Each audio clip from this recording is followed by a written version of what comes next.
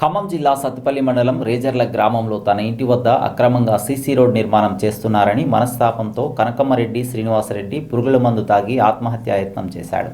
రేజర్ల గ్రామంలో సుమారు 6 నెలల క్రితం కనకమ్మరెడ్డి శ్రీనివాసరెడ్డికి చెందిన ఇంటి నిర్మాణ స్థలంలో సీసీ రోడ్డు నిర్మాణం చేపట్టేందుకు కొందరు రాజకీయ నాయకులు ప్రయత్నించగా కనకమ్మరెడ్డి శ్రీనివాసరెడ్డి సత్తుపల్లి కోర్టును ఆశ్రయించాడు. రోడ్డు నిర్మాణ వివాదం సత్తుపల్లి కోర్టులో నడుస్తూ ఉండగానే సోమవారం రేజర్ల గ్రామానికి చెందిన కొందరు రాజకీయ నాయకులు పోలీస్ పహారా నడుమ రోడ్డు నిర్మాణం చేపట్టేందుకు ప్రయత్నించడంతో తనకు కోర్టు స్టే ఆర్డర్ ఉన్నా వినకుండా తన స్వంత స్థలంలో నిర్మాణం చేపడుతున్నారని మనస్తాపానికి గురైన శ్రీనివాసరెడ్డి పురుగుల మందు తాగి ఆత్మహత్యా యత్నానికి పాల్పడడంతో గమనించిన స్థానికులు శ్రీనివాసరెడ్డిని సత్తుపల్లి ప్రభుత్వ ఆసుపత్రికి తరలించగా శ్రీనివాసరెడ్డికి వైద్యం చేసిన వైద్యులు సలహా మేరకు మెరుగైన వైద్యం కోసం ఖమ్మం తరలించారు.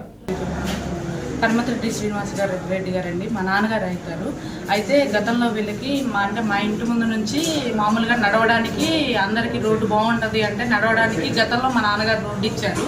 రోడ్డు అంటే నడవడానికి రోడ్డు ఇచ్చారు. అంతా పంచాయతీ పరంగా అయితే మా నాన్నగారు రోడ్డు ఇవ్వలేదు, నడవడానికని ఇచ్చారు. ఈ రోజున అది మేము ఇష్యూ చేస్తే వాళ్ళకి మాకు రాజకీయాల గొడవలు ఉండడం వల్ల ఇష్యూ చేస్తే మేము కోర్టు నుంచి నోటీసులు తెచ్చుకున్నాము.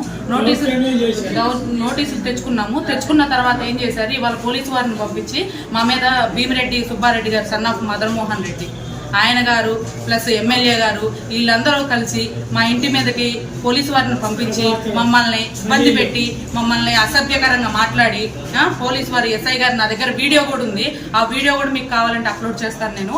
అయితే ఈ రోజు మా నాన్నగారిని దౌర్జన్యంగా తీసుకురావడం వల్ల మా నాన్నగారు మందు తాగి సూసైడ్ చేసుకోవాలనుకున్నారు. అన్ని ఎవిడెన్స్లు ఉన్నాయి.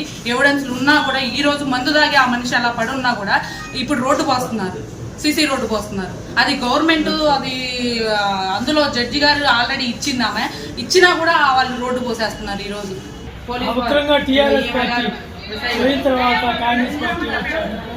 నా భూములు హక్కుని పోలీసు వారి సాయంతో రోడ్డు చేస్తున్నారు.